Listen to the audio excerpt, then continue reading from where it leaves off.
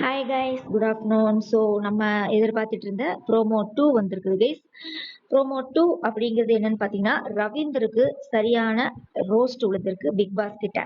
So அது என்ன ஏதுங்கிறத நம்ம டீட்டெயிலாக பார்த்தரலாம், ரொம்ப ஷார்ட்டாகவும் பார்த்தரலாம்.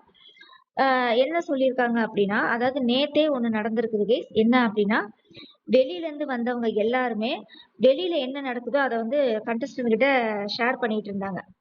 சரிங்களா? அத பண்ணக்கூடாதுன்னு பிக் பாஸ் வந்து கடுமையா எச்சரிச்சிருந்தாரு.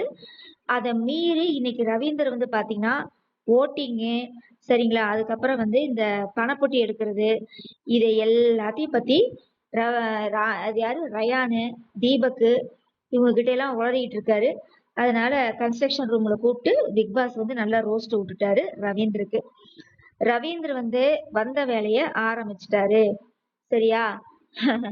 ஆனா என்ன சொல்றது, திட்டிட்டு அதுக்கப்புறம் ரவீந்தர் உங்களோட கேமை இந்த வீடு வந்து ரொம்ப மிஸ் பண்ணுது. ஏன்னா நீங்க வந்து அந்த ஒரு வாரத்துல வந்து சரியான சூப்பரா கேம் விளையாண்டீங்க. உங்களை நாங்க வந்து ஸோ இந்த வீடு வந்து ரொம்ப உங்களை மிஸ் பண்ணுது. இந்த 2 வாரம் தானே இருக்க போறீங்க. ஸோ நான் கவனமா கேம் விளையாடுங்க சரியா அப்படின்னு சொல்லி பிக் பாஸ் வந்து கூப்பிட்டு சொல்லியிருக்காரு ரவீந்தர் கிட்ட. ஸோ ரவீந்தர் சார், ஏன் சார் உங்களுக்கு இந்த தேவையில்லாத வேலை? வந்தீங்களா, 2 வாரம் இருந்தீங்களா, என்ஜாய் பண்ணீங்களா, டாஸ்க விளையாண்டீங்களான்னு போய்கிட்டே இருங்க சரியா?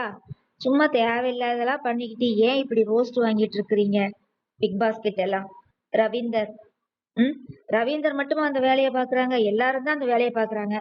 பிக் பாஸ் எல்லாத்தையும் கூப்பிட்டு கன்ஸ்ட்ரக்ஷன் ரூம்ல கூப்பிட்டு நல்லா ரோஸ்ட் விட்டாருன்னா நல்லா இருக்கும். இது ரவீந்தர் மட்டும் இன்னைக்கு மாட்டியிருக்காரு. இனி அடுத்தடுத்து யார் மாட்ட போறாங்கன்னு தெரியல. வெயிட் பண்ணி பார்க்கலாம். சரியா கைஸ்? ஸோ ப்ரோமோ 2 வந்து ரவீந்தருக்கான ரோஸ்ட் அப்படின்னு நம்ம சொல்லலாம். வேற எந்த ஒரு கண்டென்ட் நம்மளுக்கு இல்லை கைஸ். வெயிட் பண்ணி பார்க்கலாம். சரியா? இனி ப்ரோமோ 3ல வந்து நம்மளுக்கு என்ன கண்டென்ட் வருது